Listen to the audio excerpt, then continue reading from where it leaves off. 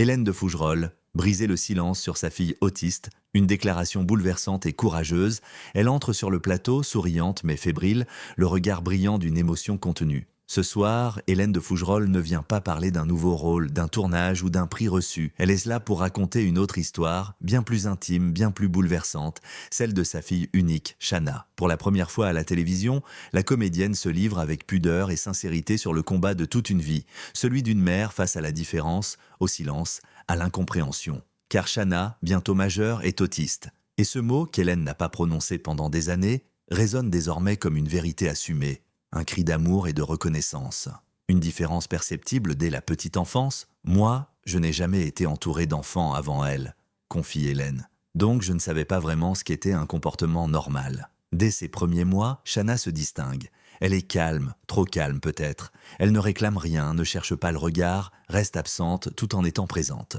Elle ne me regardait pas dans les yeux, elle ne disait aucun mot. C'était comme si elle chantonnait intérieurement tout le temps, se souvient-elle. Des signes discrets mais persistant. Elle fait du flapping, battement répétitif des mains.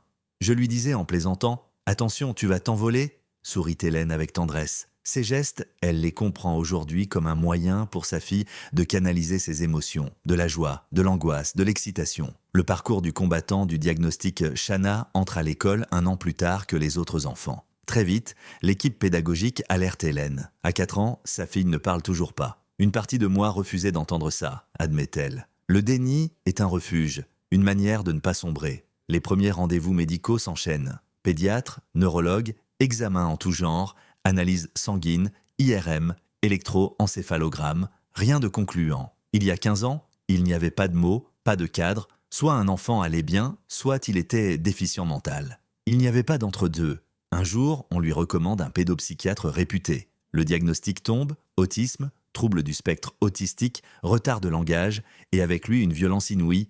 On m'a dit qu'elle ne parlerait jamais, qu'elle était psychotique, qu'elle risquait de devenir schizophrène à l'adolescence. Le choc est immense. La petite est là, dans le cabinet, assise sur ses genoux. Elle ne parle pas, mais elle comprend tout.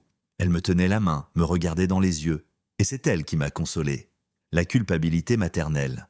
Pendant des années, Hélène vit avec une culpabilité dévorante. On lui dit que l'autisme peut venir d'un manque de lien maternel, d'une mère trop froide ou au contraire trop présente. J'étais une maman poule, je devançais tous ses besoins. Et puis, on m'a dit que c'était ça, le problème. La théorie de la mère réfrigérante, aujourd'hui largement discréditée, reste longtemps ancrée dans les mentalités médicales. Elle la ronge. J'ai pensé à me faire du mal. Je n'avais plus de rôle, j'avais honte de moi et je rejetais même parfois ma fille. Mais un jour, tout change. Shanna a 5 ans. Elles sont en vacances à l'île Maurice. Elles jouent à cache-cache. Et là, un miracle, elle se plante devant moi et dit « Te cache Michel ». C'est sa première phrase, maladroite, mal prononcée, mais c'est sa voix, sa vraie voix. On m'avait dit qu'elle ne parlerait jamais, et elle m'a dit « Te cache Michel », une autre manière d'être au monde. Depuis, Shanna progresse, lentement, différemment. Elle a sa propre syntaxe, ses propres mots. Elle dit « J'aime toi » ou « Je t'aime beaucoup » dans un ordre à elle, mais qui résonne avec une vérité bouleversante.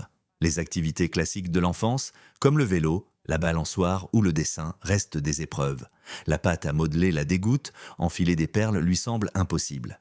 Mais il y a les histoires, les livres, et Hélène, comédienne, lui ouvre un monde de voix, d'imaginaire, d'accent et de rire. C'est là qu'on se rejoint, dans les histoires. Shanna a aussi des amis imaginaires qui vivent sur ses épaules. Elle sait qu'ils ne sont pas réels, mais ils l'accompagnent, la rassurent. Je lui dis parfois de les laisser à la maison, parce que sinon on va nous regarder bizarrement. Ce monde parallèle, Shanna le revendique. Elle ne s'y perd pas, elle l'habite. Une adolescence lumineuse. Aujourd'hui, Shanna a 17 ans. Elle est lumineuse, drôle, bienveillante.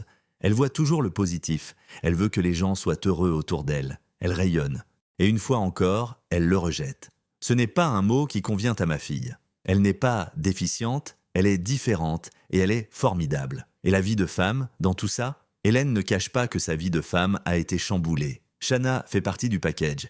Elle a toujours été prioritaire et elle le sera toujours. Elle reconnaît que cela peut compliquer les relations amoureuses, mais c'est non négociable. Son rôle de mère a toujours été au premier plan. Briser le silence. Ce soir, en prenant la parole publiquement, Hélène de Fougerolles fait un geste fort. Elle brise le silence, elle ôte le masque de la comédienne pétillante pour montrer ses failles, ses douleurs, son parcours. Ce livre que j'ai écrit, c'était déjà un pas immense. Mais venir en parler à voix haute, C'est autre chose. La peur de s'exposer, la peur d'être jugée sont là, mais aussi une force, une dignité rare.